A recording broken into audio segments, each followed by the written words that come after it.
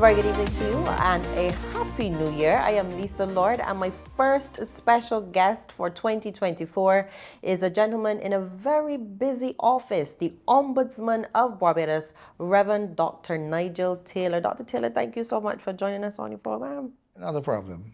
A happy new year I to will you. always make time for you. I appreciate that, sir, very much so. So, getting straight into it, legislation for the Office of the Ombudsman for Barbados was created in 1980. But the first person to hold the office, the late Sir Frank Blackman, he was not installed until 7 years later in 1987. Now, you're the island's fifth ombudsman.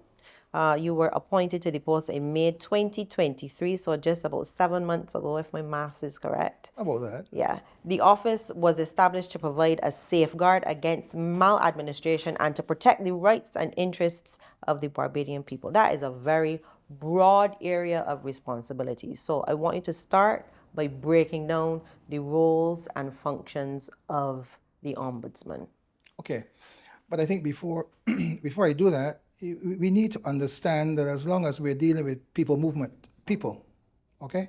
So the institutions of government or in the institutions that deal with governance are manned by persons who, because they're human beings, they're prone to make decisions, they're prone to have challenges. So it is very important for persons to recognize that they have an avenue that they can so refer when these challenges come up. So hence, the Office of the Ombudsman, quite rightly so in all jurisdictions, actually was legislated. They even have an act, the Ombudsman Act Cap 8A, which gives direct governance to the office and to the personage of the Ombudsman. It is like that because I believe that no department of government, no entity relating to government is subject to perfection.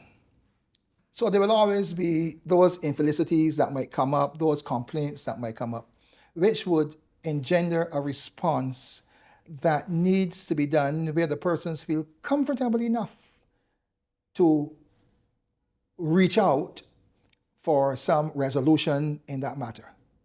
Now, granted, the Ombudsman's office is so coined to make sure that there's no maladministration, or if there is a detection of maladministration, or if the person feels there's some injustice that would have been meted out to them, an injustice that has been meted out because of the inefficiency of the system or the inappropriateness of the back and forth between the government entity and the person.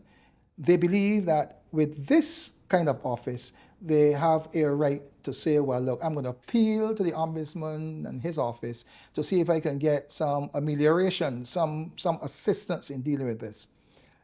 Let's be very clear.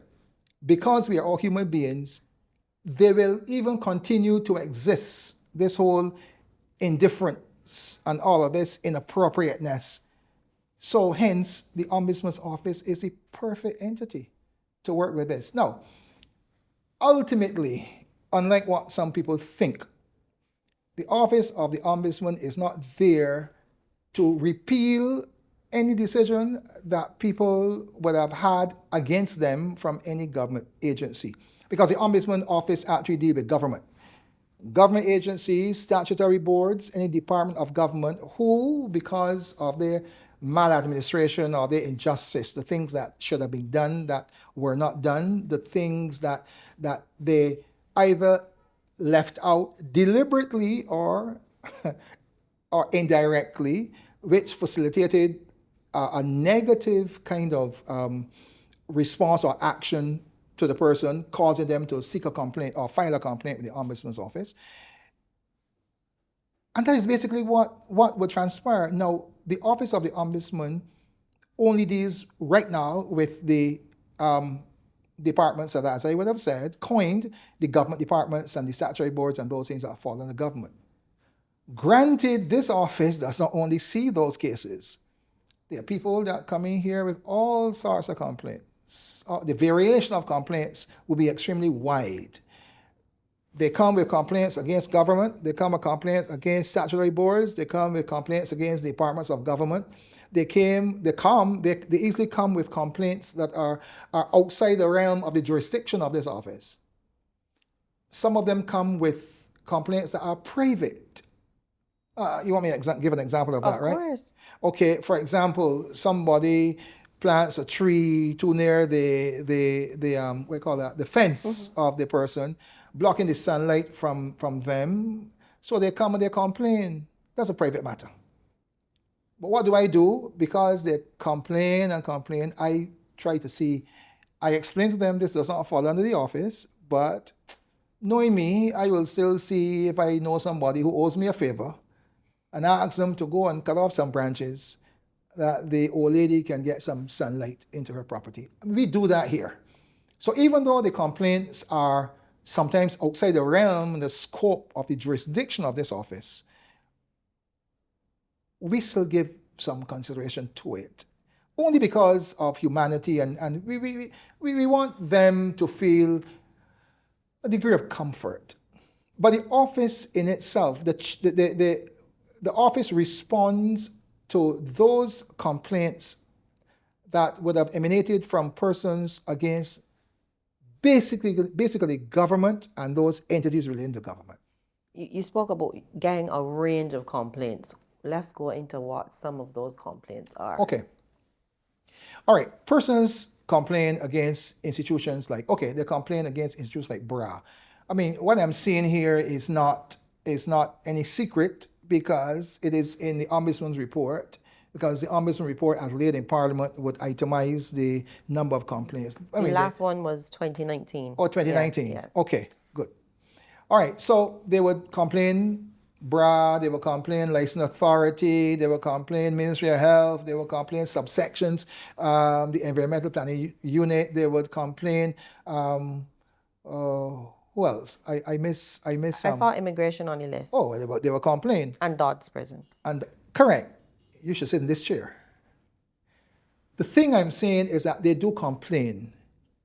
The complaints sometimes fall outside this jurisdiction, to which I would normally tell them that. In our response to the complaints, we will tell them that. But it will also, I have complaints against the judiciary as well. You understand? But I'd let them know that that does not fall under the ambit of the Office of the Ombudsman. Let me stop you there, Dr. Taylor. Now, regarding the National Insurance and Social Security Service and the Barbados Revenue Authority, we're talking about complaints relative to persons getting money in a timely manner, correct? Correct. I just want to be clear in terms of what those complaints would encompass.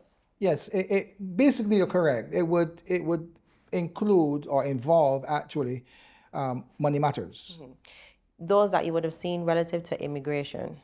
Okay, they're not, I don't see too many of those now, and I can explain why we don't see many of those even now in immigration. But immigration matters from the record, because what I'm doing here now is that I'm stepping back from the 6 or 7 months I was in office to the files that I would have dealt with prior to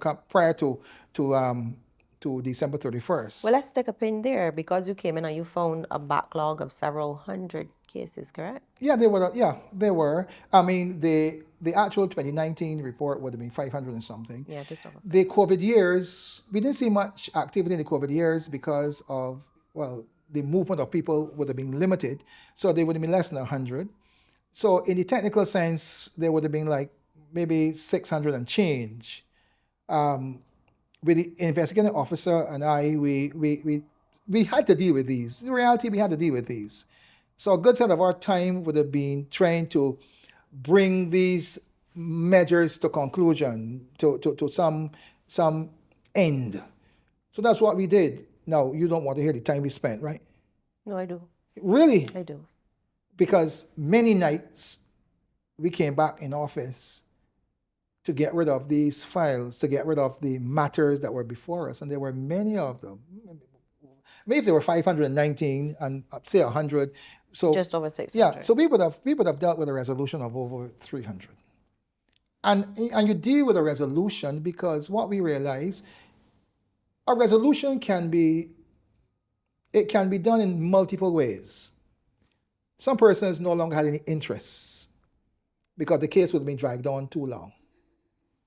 A resolution could have been, I mean, yes, some of them would have been actioned, and the actions would have been taken based on the input from the Ombudsman's office.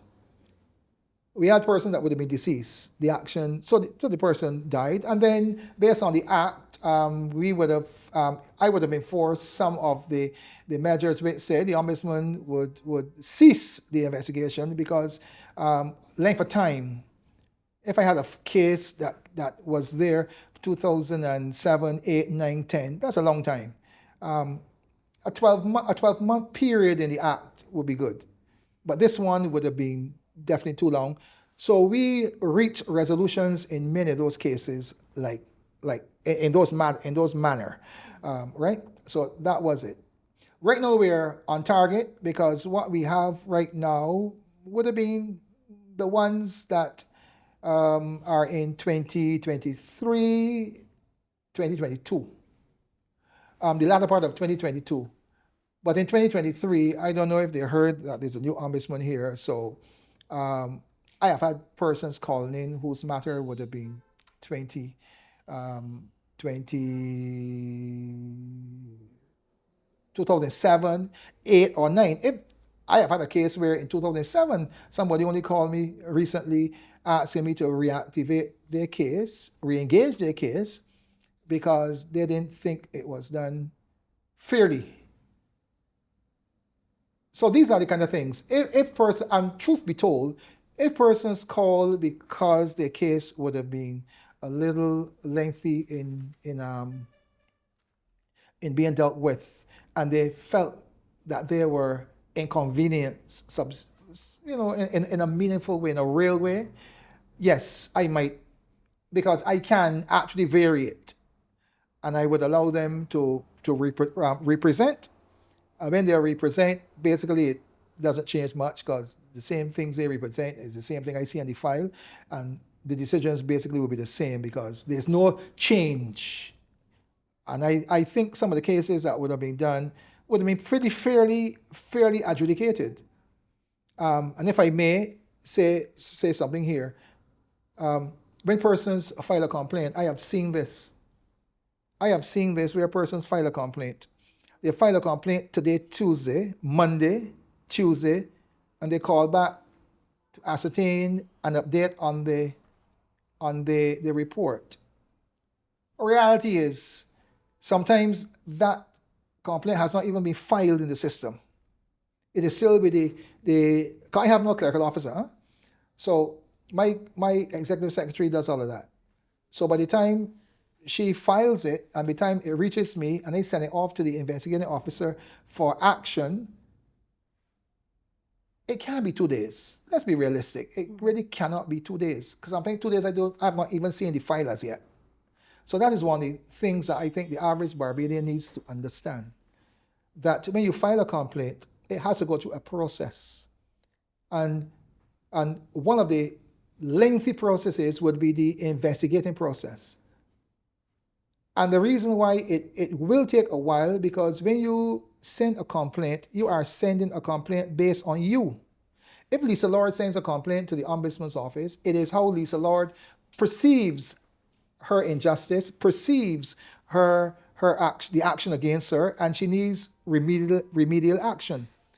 So it is bias. Mm-hmm. The Ombudsman's office need to look at the biases. They need to do a thorough investigation, which may even go past the agency that you complain about. And that's why it takes a while in the Ombudsman's office. Granted, we give you a report, but that is why it takes a while. I will go through the processes a little later. Okay. But I wanted to come back to these government agencies or departments that you constantly get the complaints for. You mentioned BRA, NIS, relative to monies. Right. Immigration, you had touched on that, but you didn't go into it. Well, you see, the immigration part would have been me drawing from record. Because right now I don't see those. Strangely enough, I don't see those. You might see challenges that come from immigration. Well, the persons that from the record that complain about immigration would have been the length of time that they have to come down there, the attitude perhaps of customer service. Yeah, basically customer service. Yes, you will see that. I'll tell you something. Bajans are not as people normally think that the average Barbadian is very melancholy and temperament, right? I beg to differ sometimes because you would see people coming straight from immigration here in the past. The records would show it, talking about how long they have to stay up outside in the sun and they're agitated because nobody seems to care. And then when they get inside, for them to be told you have the wrong document or you need an additional document after having stood outside for a while. Those are the sort of things you will get people coming in and complaining. But that was before. Yeah, we don't have that now. We don't have that now. With the environmental unit, planning unit, the kind of problems that you have that we see even in the recent times would have been cases where persons think that the complaints would be that they raise a complaint to the department did not respond in time to deal with a matter that they believe is a health issue for them. You know, so those are the kind of complaints. And we will make representation with the department. And truth be told, the response will always be and has always been that they will go and examine the matter, and they do. They do. After the ombudsman gets involved. Yes. But yes, because it reaches me because the complainant did not think that diligence and due justice was done. So they come. So when they come, I make the representation. Now, bear in mind, I don't know if they went before. Right. But they make the representation again, if they would have gone before, to have a remedial process entertained. Licensing authority also came up in your last report. In licensing authority, it could be that they did not think, now again, I'm drawing from the past, they did not think that what was done, the kind of answers they got, they were treated badly, they had to do this. Customer relations again. And they're not afraid to come and complain. So obviously, if they complain, we have to take the action on it. So I would speak with the office, the chief, and trust me, it is always a positive response from them. If I may say this here, I have, since assuming office, I have had meetings with all of the heads of major BRA, NIS, all those agencies, election authority, immigration, and I have always had a welcoming response to get whatever information I need. No, I'm not enforcing any rule of the act. I am not telling them you can't stop me from you can't debar me from receiving a file that I command in the process of the investigation. I'm not telling them you cannot tell me I cannot visit the premises as authorized in the act because I'm conducting an investigation. In fact, it's a welcoming platform, a welcoming mat that they give me because it seems as though they want the same thing that I want, and that is for the whole thing to go away, the process to end. So basically, that is what we have. Seriously, I have a positive response from every department that I have had a complaint. And I say that before any apology. It is always a welcoming. Okay, there are times when you will hear the ombudsman is calling, and you will hear somebody will jokingly say, "Sir, what have I done wrong this time?" I would say to them, "Not yet." So it seems as though they view the ombudsman's office like, hey, you know what? Something has gone wrong, the ombudsman calls. Yes, it may have been the case, but if it's a complaint, I will call. I should say to you that the act makes it very clear that persons must file a complaint for me to investigate. The complaints, we have the forms here, the complaints, they come and fill it out and all that sort of thing, and then that is the authority for us to investigate. So you can just walk in? Yeah, we have persons that walk in. We have a lot of walk-ins. What I have done is that if I can deal with the matter in 15 minutes, I will deal with it there and then. If it is something that will take longer than that, the secretary will give them an appointment. Because this is how I take it, right? Any challenge that someone has and they come into the office and they have a challenge against government institution, government department, a statutory board, even a minister, and I need to have the information. Because the act does say that in the event that I'm investigating a particular case, I can summons the very minister to share in the to share his knowledge as it relates to the complaint that is before us. But when they do that, but remember in COVID, right? When people could not come in to get a form. So what transpired is that we allow persons to call in, make the complaint. So it is registered as a complaint. Right. Persons go on our, they send to the Office of Ombudsman and they register their complaint. They send by email and register their complaint. So we have a multiplicity of methodologies, ways that they can actually complain or issue their complaint. And we treat all of them as legal and valid. I'm trying to understand the majority of complaints you get relative to government departments or agencies surround customer service. Yeah, a lot of it, I am saying some of them, I believe that if persons would, well, first begin with, some of the things I don't know how they reach me, how they reach down here. Because I think a lot of the resolutions can be done at the department level. Communication. Yeah. Well, when that fails, they could come. The grievance procedure is there. Sometimes they bypass that procedure because they believe that it is like Caesar appealing to Caesar. Because the same one that they are complaining about is the same one that would have to sign off on the file to go to the permanent secretary or whoever. So people decide to bypass that whole system and come to the ombudsman because they believe that the ombudsman and his office is neutral. Okay? And that is where we have a little challenge sometimes with people understanding neutrality of the office. But you are appointed by the president. Correct. And before that, it has to get approval from both houses of parliament. So Yes. in the eyes of the public, you might be seen as somebody appointed by politicians. Correct. There's no denying that. And I think some persons will struggle with the neutrality of the office. Right. But I can speak to the office itself. The office really reflects all that I have seen so far, and I myself reflect a degree of neutrality. The office is fair because I'm not sure which political persuasion these people in this office are. I have no interest. But I'm interested in that the complaint is dealt with in a reasonable manner within the parameter of time, the reasonableness, the thoroughness, and I think that's where people need to understand the time constraint with dealing with the complaints, the thoroughness of the complaint. Because I'm not going to end a complaint or close a file or close an issue when there are when there are things hanging in it, or whether I'm not settling my mind. Because the whole idea behind all of this is to make sure that there's no maladministration or no injustice that has been meted out to the person who has complained. That is the crux of the matter.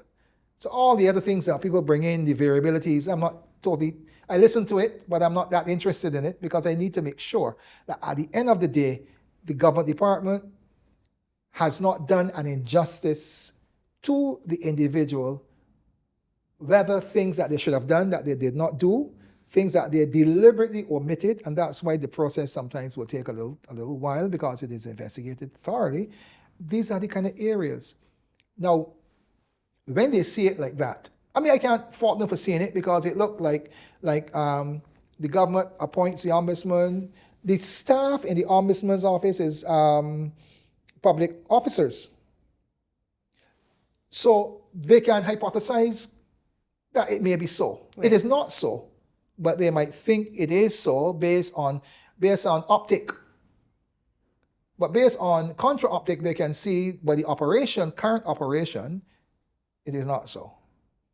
But I can see where you're coming from. But I want to allay the fears to those who will hear this, that the office of the ombudsman's main duty is to protect the citizen against maladministration from government. That is the reason why it says in the Act, it says in the Ombudsman Act, that when the Ombudsman is making an investigation, he operates within the scope of his rules. He creates his rules providing they do not contravene the Constitution of Barbados, but he makes his rules to determine and in the assisting of having justice done to the person who made the complaint. All right? That is how it is. And that is one of the reasons why in the actual complaint, maybe I was looking to read the exact thing that it says here.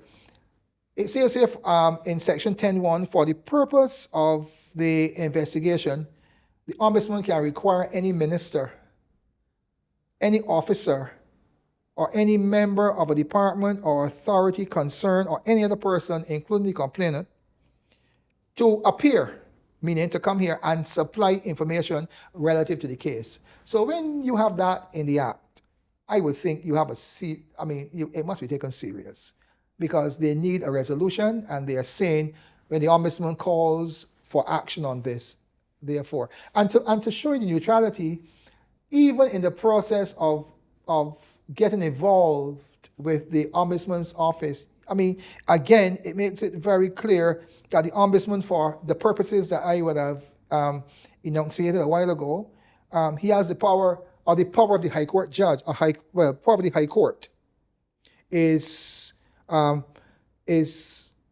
in place for the purpose of the oaths and the affirmations and all of that, subject to the same rules of immunity and freedom from disclosure. That whole gamut is there. And it also clearly states that you cannot obstruct the Ombudsman's office or the Ombudsman or his office. Well, you can do that if you want to get cited for contempt and all that sort of thing. But I can appeal to the High Court to deal with remediation in cases like that.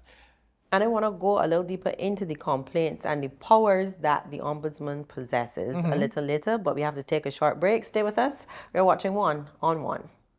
The Coastal Zone Management Unit wishes to advise the public that the reefs along the coast of Barbados are currently experiencing coral bleaching. Coral bleaching is a phenomenon where corals lose their natural coloration and appear bright white as a consequence of stress. In this bleached state, corals are vulnerable and may die if bleaching persists. Given the elevated water temperatures we have seen in recent weeks, it is believed that the coral bleaching is due to heat stress. It is hoped that once temperatures return to normal, the corals will recover. The Coastal Zone Management Unit will continue to monitor the situation and update as required. Thank you. Keep it clean, keep it green. Barbadians, we invite you to get involved and play your part as we clean and green Barbados. Come into your community with media launches, bulk waste collection exercises, community engagement sessions, and giveaways. Get on board. Let's keep Barbados clean and green. Beautiful, beautiful Barbados.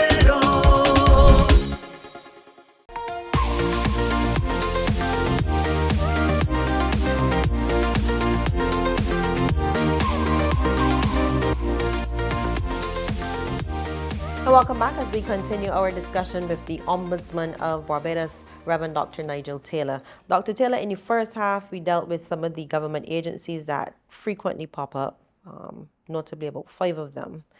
And you dealt with the range of complaints, which more or less surround customer service. However, you do get a lot of employees coming to your office for redress. Now, they're bypassing their unions, they're bypassing, in some instances, the labor office and coming straight to you.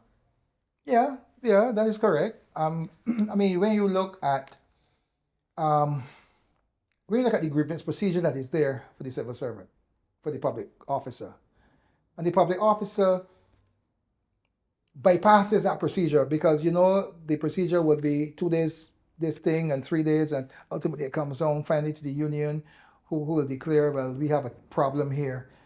Sometimes, and as I said before, the complainant at times believes that they are not going to get a fair deal. That's what they say. That's what they say. If they come, that's what they say.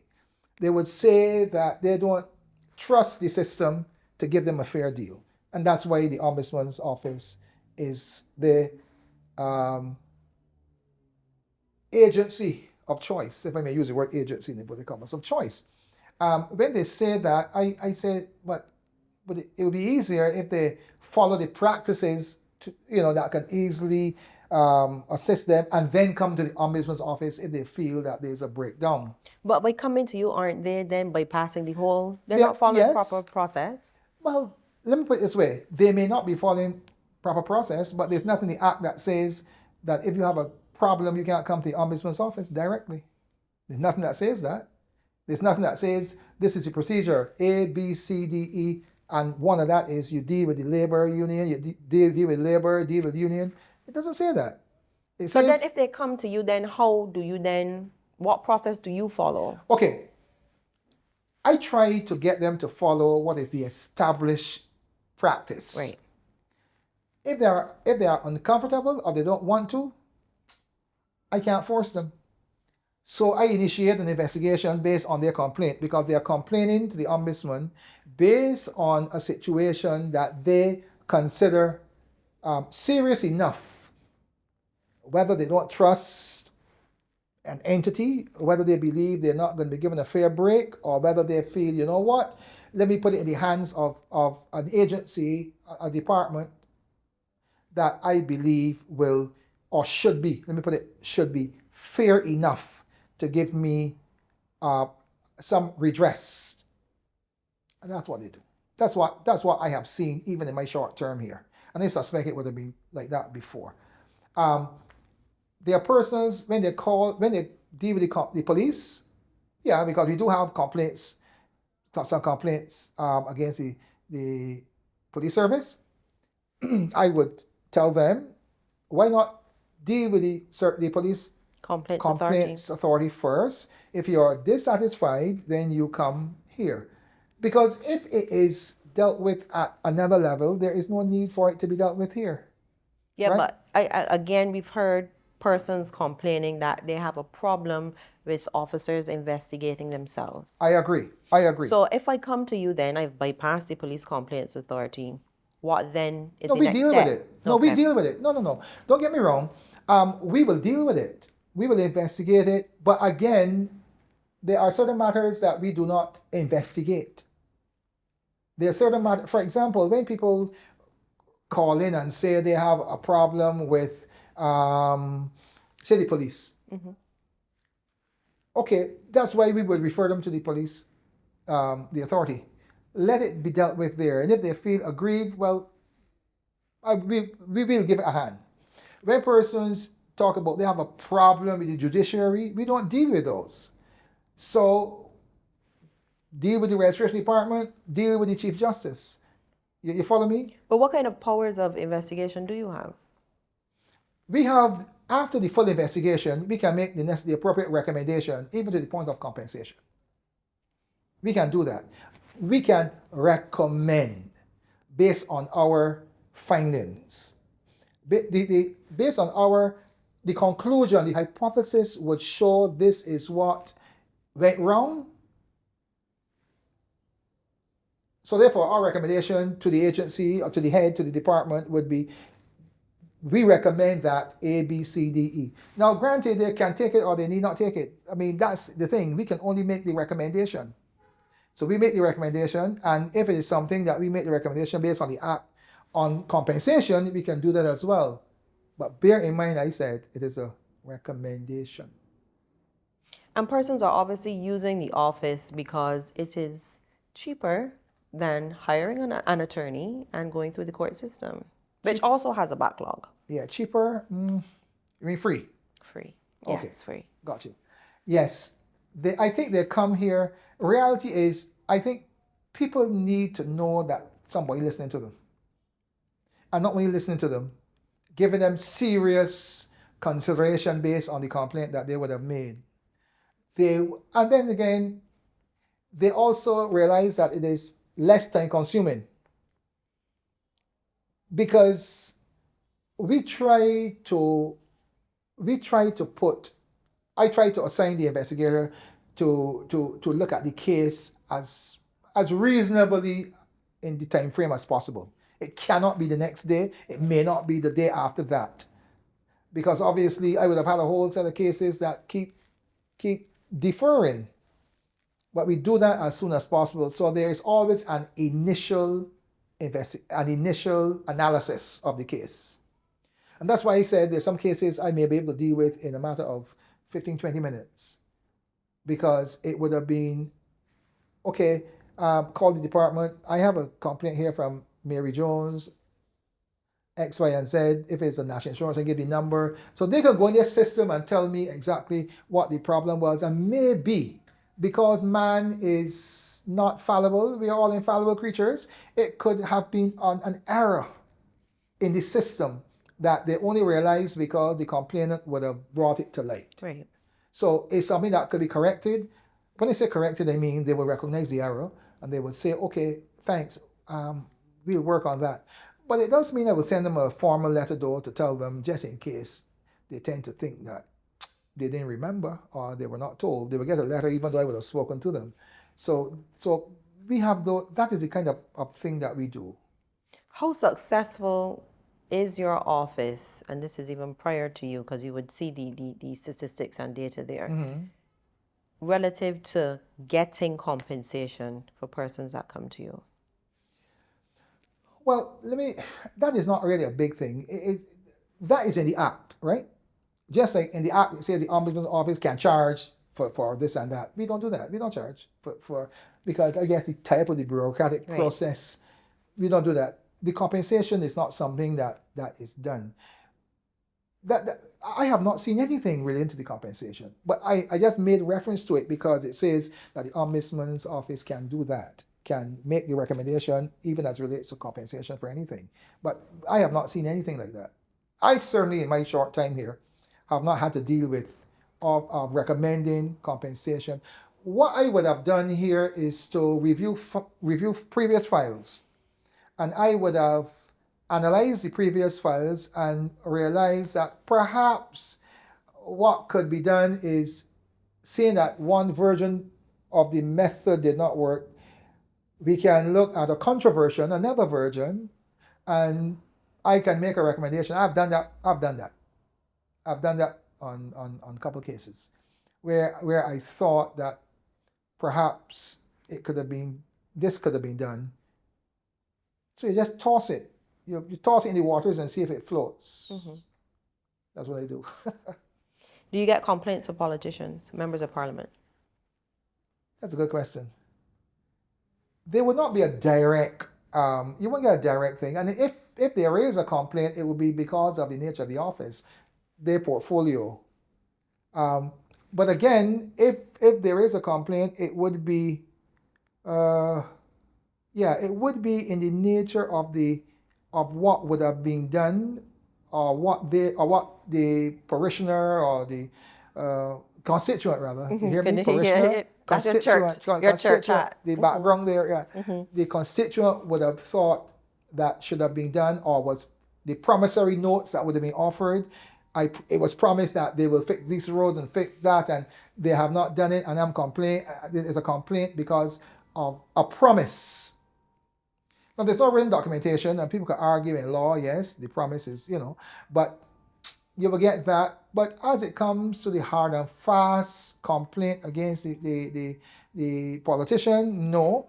But bear in mind that if there is a complaint, I'm empowered by the Act. I want to refer to the Act here ad verbatim because I don't want to misquote it. It says here that in the actual investigative process, the Ombudsman may investigate, and this is section 5.2. The Ombudsman may investigate any course of conduct or anything done or omitted by any person in the exercise of the administrative function respecting any business of the government, including the administration of any statutory board, any department of government with responsibility for which has been assigned to the Prime Minister or any other minister pursuant to section 72 of the Constitution. So in actual fact, if something crops up with a minister, and I think I need to hear it, yes, I will hear it. I will hear it. And the legislation makes provision to guide your office for obtaining information and then the secrecy of that information. Yes. And that's why I would have mentioned sometime ago as relates to the same powers of the High Court. Because I think the beauty about the Ombudsman's Act, New Zealand was the first that dealt with the region, but the beauty of the Act, it actually gives the Ombudsman in the investigative process, not only the Ombudsman but his staff, the privilege to conduct the thing fairly, without fear of let or hindrance, where people might, what he says might it might be misconstrued, and then they quote him and they want to cite him for libel and cite him for defamation of character. As long as the Act makes it clear, as long as there's an investigation being pursued, the same, I read it here, the Ombudsman shall have, for the purpose of the investigation, shall have the same powers of the High Court. What section is that? Section 10.2. Including the powers to administer oaths and affirmations, but subject to the same rules relating to immunity and privilege from disclosure as applied in the High Court, and subject to the same provisions in the section. So yes, I mean, but it's only fair. Huh? If somebody comes and complains about the entity, I mean, I can't see how even in the course of privacy that you can go and divert. Now, in the process of the investigation,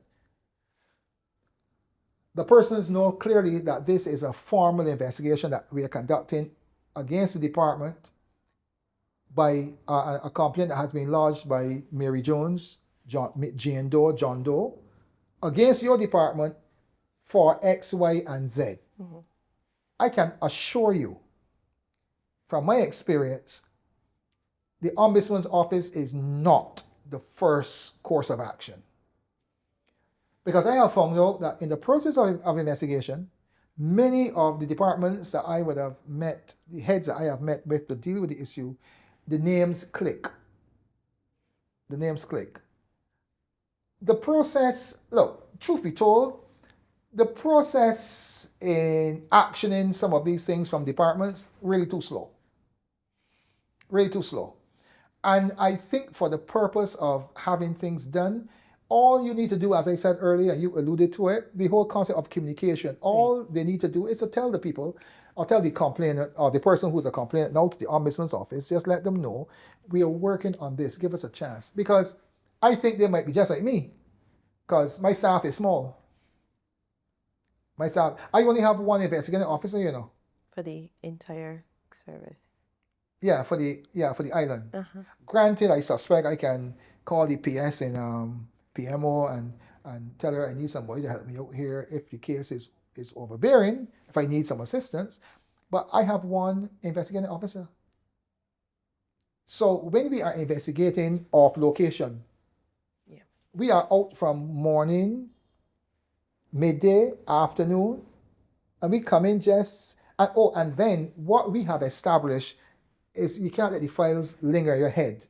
You've got to make sure it's documented on paper. So we will come back in the nighttime to bring those files up to date while they're still fresh in our memories.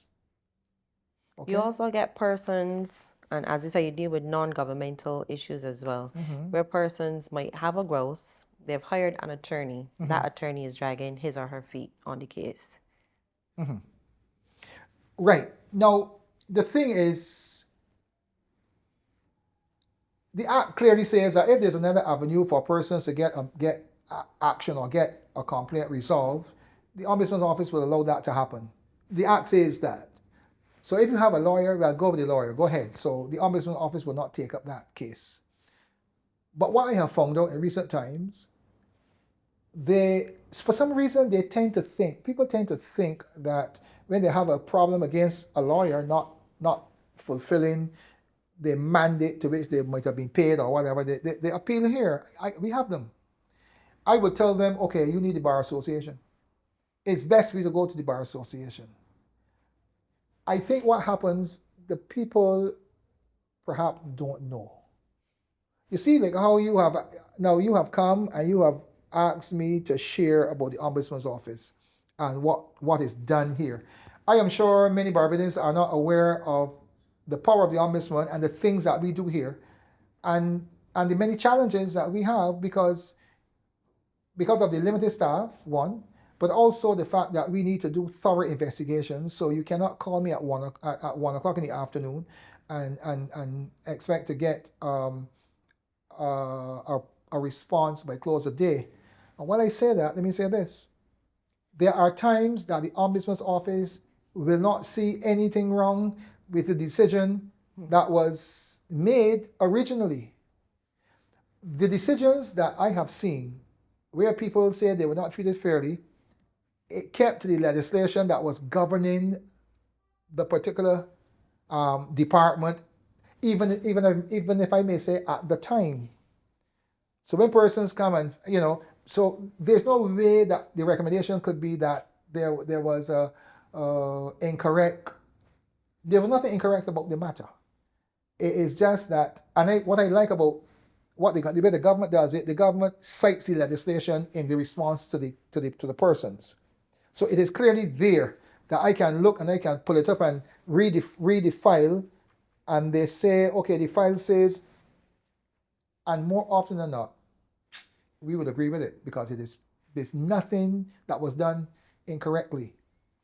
So Lisa, what I'm saying to you is that ultimately, the entire investigative process is to make sure that the government or the entity of government has not done any maladministration, they have not done any injustice or any inappropriateness which will cause the person to be aggrieved.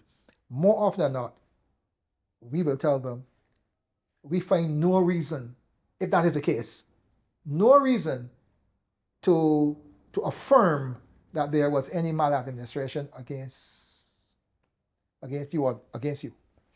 The legislation in the Ombudsman's Act makes recommendations for corrective measures when investigations reveal unlawful or unreasonable administrative procedures and provides recommendations where appropriate for the improvement of administrative systems and their operations. However, so you have these 5 in particular government agencies or departments that keep popping up all the time for complaints.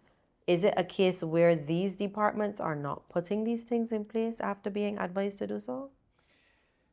Okay, you're asking me now to go back and make a summation on years prior to my office, me being in office. I can answer that, don't worry, you know I will answer it.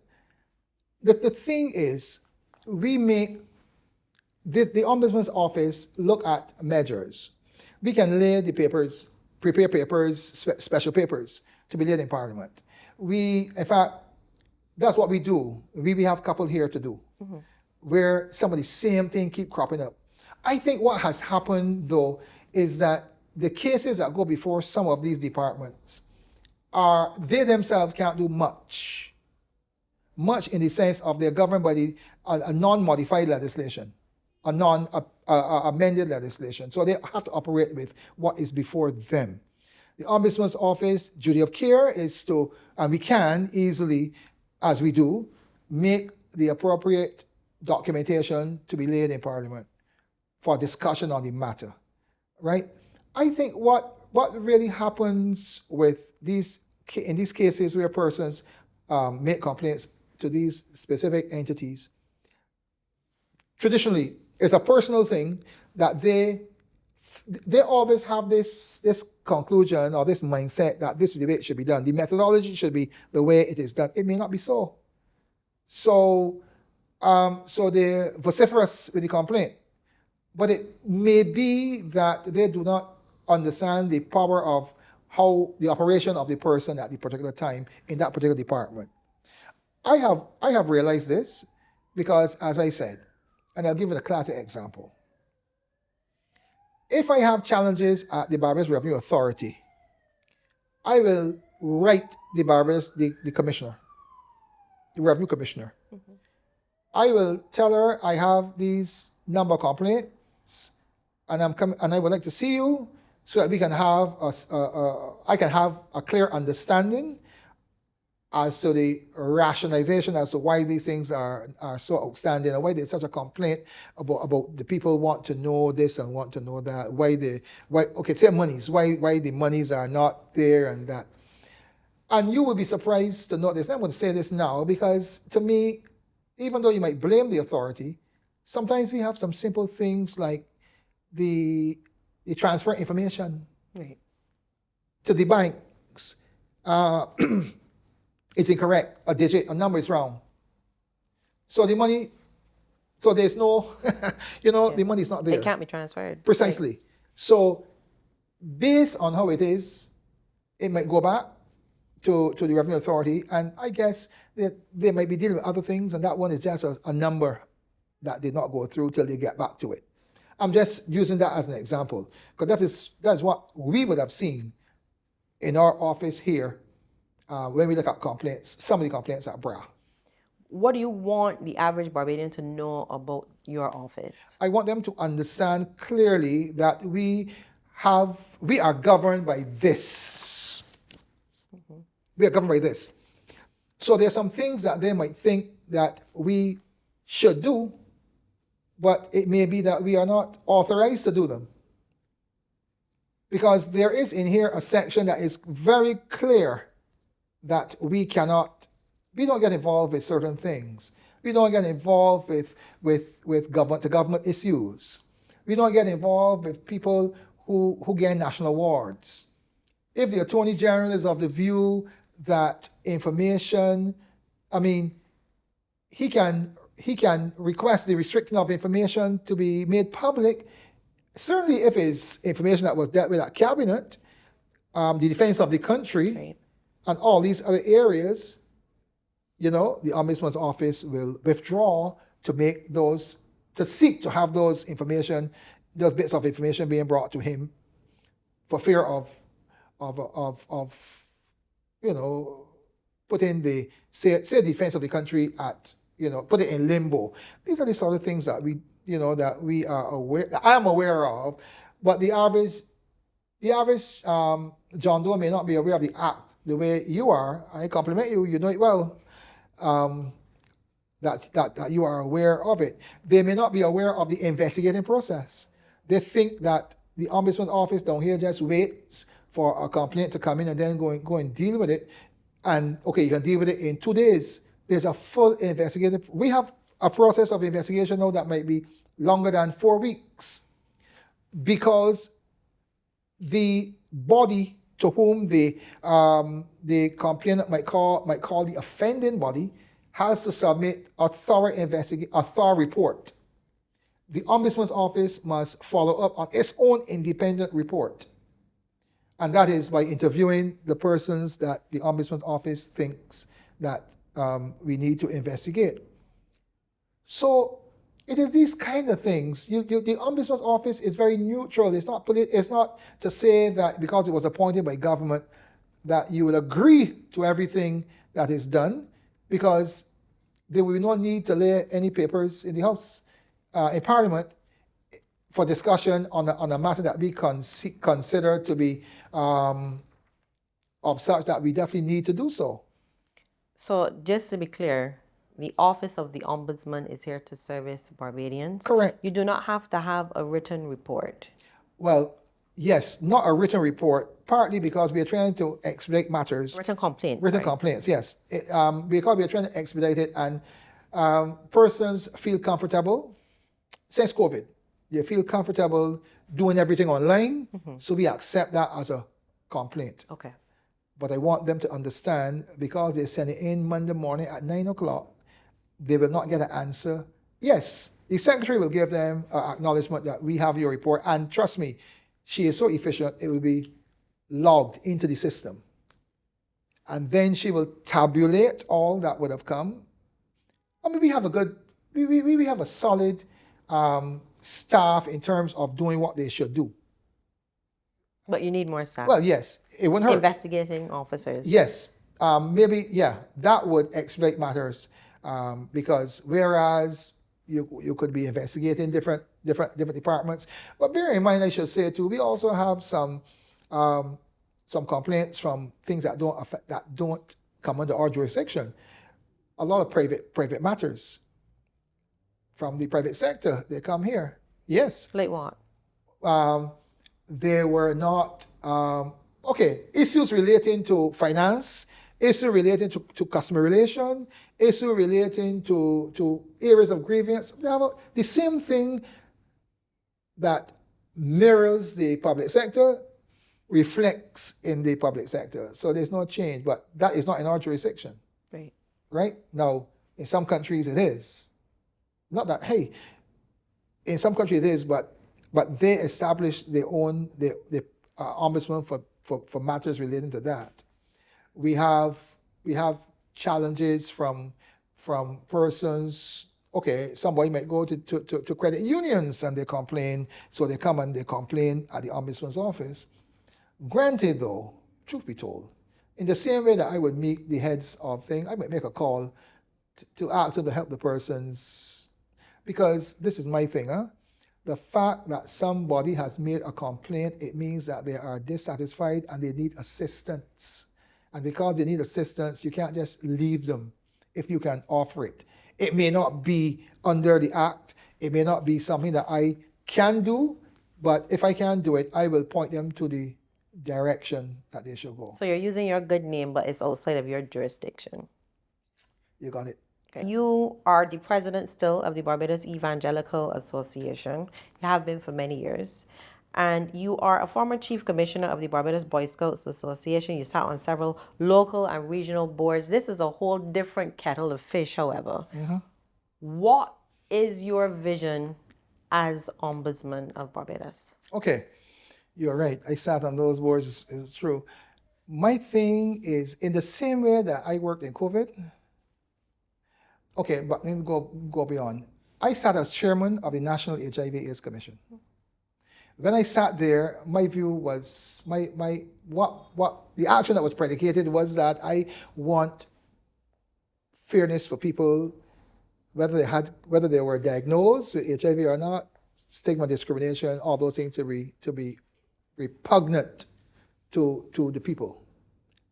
Deal with them as they are. When I was in COVID, I led the entire response because I believe that the churches would have had to deal with COVID, and the government needed to recognize that and listen to them. As the ombudsman, my whole thing is that persons who have a challenge against any government, department, statutory board, Department of Government, any ministry, they should not have a fear to come to the ombudsman's office if they think that they need to do so, or they feel they need to do so, and know that they can be given the truth. Because if we can't deal with it, if it does not fall under our scope of reference, I am going to tell you point blank, that does not fall under the act. But it does not mean I'm going to leave you high and dry. I will point you, if it's something for public counsel, I will direct you there. If it's something to which you should deal with the registration department, if it's something that I think MPEA, the ministry MPEA, I will seek to make contact with the permanent secretary before you get there. In other words, I am going to work intermediary, though it's not my role here. I will do it because I honestly think that if persons come with a complaint, it means that they are seeking assistance. Yeah, and I thank you for taking the time out from your very, very, very, very busy day to sit and chat with us this evening. And it's always a pleasure chatting with you. Same here. Thank you very much. Okay. That was the Ombudsman of Barbados, Reverend Dr. Nigel Taylor. I'm Lisa Lord. You are watching One on One. Do have yourself a wonderful evening.